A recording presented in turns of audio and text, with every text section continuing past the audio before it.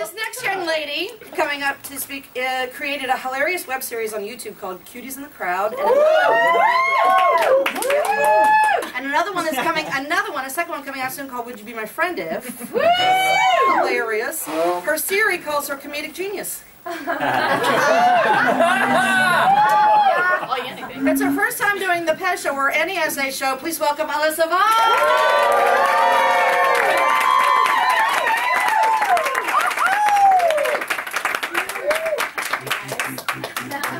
Okay, can't see. I wrote 2 versions of the same essay, depending on who showed up tonight, so... I'll use this one. When I told my mother that I would be performing an essay show about relationships, the first thing out of her mouth was, do you want me to fly out there so that you can read your side and then I'll read my part, because I'm sure you're doing your essay about your relationship with me.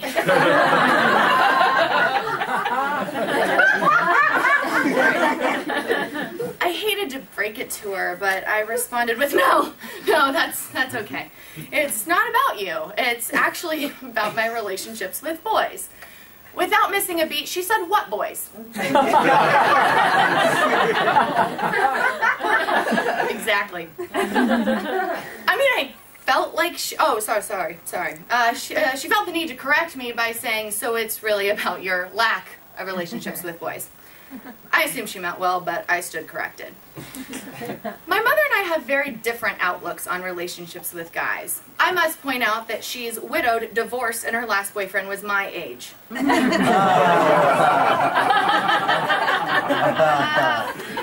remember one time when I was in college that my mother was referring to someone that I went to high school with, and she said, bless her heart, she'll probably never get married. I don't know why I gave my mom a southern accent. She's from central Illinois. But it was in that moment that I laughed and said, so getting married is the #1 thing to live up to in your life? My mom thinks she's religious, so to her it probably is the #1 thing. To be clear, bribing her teenage sons by taking them to Hooters if they agree to go to church. Yeah, that's her religion. I'm not saying that I don't want to get married and have children or anything. Eventually, but I also think it may not be a realistic possibility for me. I mean, I'm capable, I have the parts, they're like new.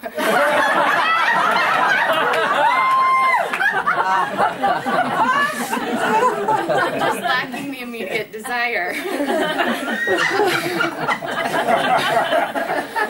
I would, under normal circumstances, have no problem naming names about the people that I'm planning on using as examples in the following extended rant on why I believe I'll be single forever. And by normal circumstances, I obviously mean chatting with my girlfriends about these boys and then tweeting to my 5,000 followers, asking them to retweet. I'm kidding. I only have 159 followers. I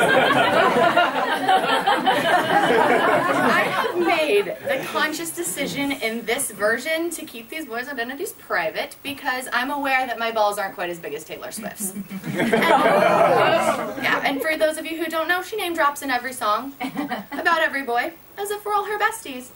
And we kind of are, because I've totally tweeted to her about how I'm mad I am at John Mayer for breaking her heart. Even though I co-created a short that's now becoming a web series. Ow!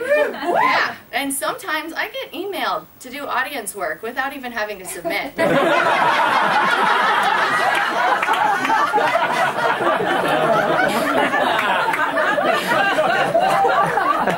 I'm still not quite as successful as her, so I would have to actually deal with the repercussions of my name dropping. So I'll leave the names to the imagination. I suppose I should follow that by saying reason #1, I'm single. I don't tell boys how I feel about them. I have tendencies to have larger-than-life crushes on boys and not tell them about it ever. I think it's probably because I get stacked so hard into the friend zone that Jay Cutler can feel it. Because I really just want to hang out with the person, and God forbid I ever make a first move. I mean, who do I think I am, Monica proposing to Chandler? I don't want to lose this now said friend? So no one told you life was gonna be this way. But then I always get myself into situations where guys I like will start telling me about their girl problems. And fellas, all that does for me is make me physically hot. And I'm not like sexy hot, like sweating profusely hot. Like sweating like a whore working the Vatican hot. Like sitting in hell with a melted yogurt land hot. I assume they do this sharing because they think it's okay because we're just friends, but in reality it makes me awkward and uncomfortable and feel like ugly naked guy. Oh my God. I like to scream that when my crushes are talking about taking other girls on dates because I want to talk about anything other than them taking other girls on dates or kissing them or touching them or referencing them or thinking about them, and especially asking my advice on what to do about these girls that give mixed signals. Bro. Yeah, if I knew the answer to any of that, you and I would be having a completely different conversation, and although we'd be using our mouths for communication, there wouldn't be a whole lot of talking going on. Our tongues would be busy as all I'm saying, I'm sorry, Mom. I have issues with misreading and mixing signals myself. Like, when a guy says, hey, I want to set you up with my roommate. I'm like, what does that mean?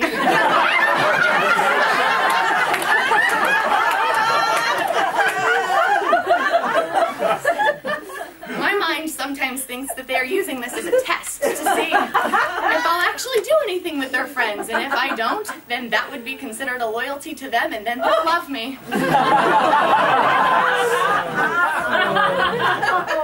Surprising as that seems, it's almost never the case. I try to follow sexual politics as closely as possible. CNN doesn't show much coverage. Like, when texting, you know to send a message with a question in it so that it forces the guy to respond to you so you feel some sort of validation when he does message you back that you believe that there's a small chance that he could love you.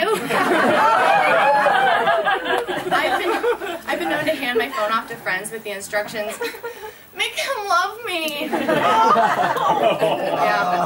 I know. When I read the messages the next day, they don't sound like they've come for me and the dude's not really more in love with me than before. Why did that not work? FYI, leaving your phone alone for an hour or two while telepathically urging him to text you has no proven success. And I've done my fair amount of experimental tests. I have been known to give out my number to any rando that'll take it. You know who you are. I immediately regret this decision as soon as they actually text me. I guess I always assume that they won't because the people that I want to text me rarely do. You know who you are. Now, it's pretty standard that if I consider you a troll, I'll probably give you my number out of desperation for attention, but then get super annoyed by your lack of not getting the hint when I don't respond. Example of mixed signals. No, Terry from Happy Endings with the do-rag, baggy pants, asked me to buy him a blowjob shot. I don't want to go to a benefit concert with you. No, Justin from Vegas wearing the holiday sweater in October and sporting a Justin Bieber haircut and using the even busy people have to eat pickup line. Ew. Right? I do not want to get noodles with you. Yes, I will make out with you. No, I won't do dinner with you. Drunkenly made out with in Vegas to be my first date.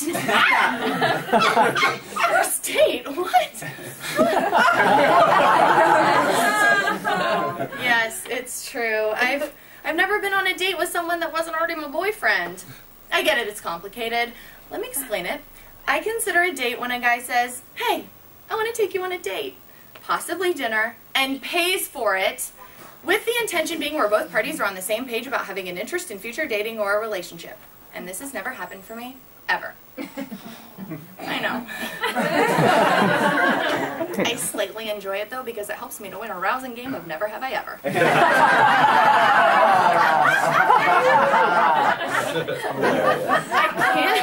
I can't totally complain though because recently I've been pretty lucky in the dude department. One night I was out with a friend and we were meeting a boy that she wanted to see. I asked if he had any cute friends that were going to meet us too. Very matter of fact, he responded no. And then followed up by, oh, my roommate is attractive, but he's overweight and has a girlfriend. So, do you want me to give him a call for you? I appreciated his honesty, although his overweight, attractive friend more so looked like a close relative of Shrek. I think that I have some lifestyle issues that could equate to why I'm single, and I'll start with my apartment. We've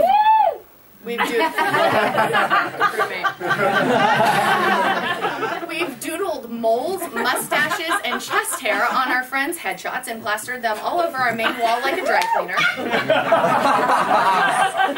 Our mantle above our fireplace looks like some kind of weird altar where we worship everything that we've accumulated over our 2.5 years of living there, which include every McDonald's Happy Meal toy, American Idol ticket stubs, holiday cards from our real estate agent, and a picture of myself from college on a toilet while peeing.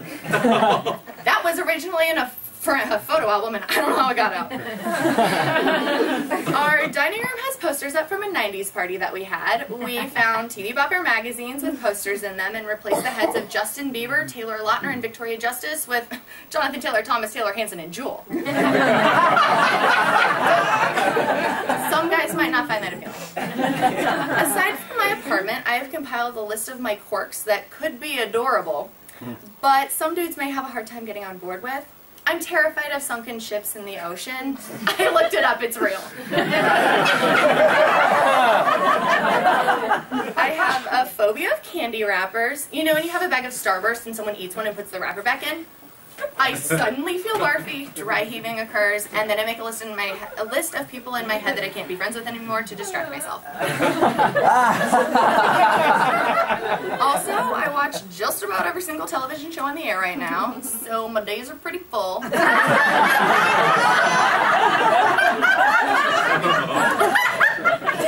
It's research for my craft, Mom. I have an obsession with the hit television show Friends. It's like the equivalent to a Trekkie that dresses up to go to Comic-Con and gets Captain Kirk to sign his communicator. And you better believe that if there was such a thing for the show Friends, I would dress up like the holiday armadillo, I'd write Ross across my forehead, and strum along to Smelly Cat, just to get Gunther to sign my Central Perk t-shirt that made me cry when I opened it on my birthday. I record every episode that repeats on TBS, KTLA, and Nick at Night, even though I own every season on DVD. Why does this relate? I believe it's probably annoying every time I hit on a guy, I say, "How you doing?" And when I'm pissed, I'm afraid of the dark, I cry at award shows, or rehearse for karaoke. I match my underwear to whatever I'm wearing that day, not that anyone sees it. If you think that I'm exaggerating, most of these facts can be found on my Facebook about me, and if you think, and if it's on Facebook, it's real. I'm aware that I have quirks, but some people think I'm too picky. I, however, don't think it's too much to ask for a guy to be taller than me. And have dark hair. Pretty eyes. Good teeth. A fantastic sense of humor. Located in the greater Los Angeles area, be able to play guitar or surf or give a decent massage. Be goofy, non-smoker, smart, likes to go out and have a good time, but can also stand and enjoy a cuddle puddle while compromising between the Real Housewives of Beverly Hills and Sports Center. I don't see the problem. I will admit, though, that I do have a current crush that on a guy that was introduced into my life September 23rd, 2009. And his name is Phil Dunphy, #ModernFamily. I'm fully aware that he's happily married and has children and is fictional. But he's a masseuse, come on! If this is coming off as a desperate plea to get a boyfriend, it absolutely is. I haven't had a sober, non-scripted makeout session last year. I'm just looking for the Ross to my Rachel, and it only took them nearly 3 seasons to get together. So I think I'm right on track. So, Mom, I guess the answer to your question is every boy.